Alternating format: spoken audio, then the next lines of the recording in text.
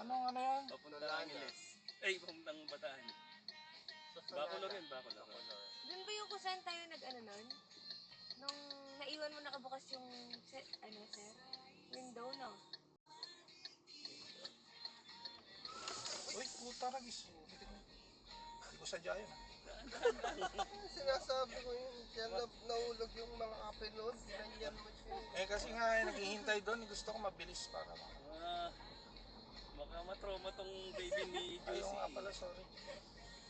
Either matrauma yan o kaya maging si Speed Demon Racer. Baka kalabas, sir, marunong na itong mag-ano, race.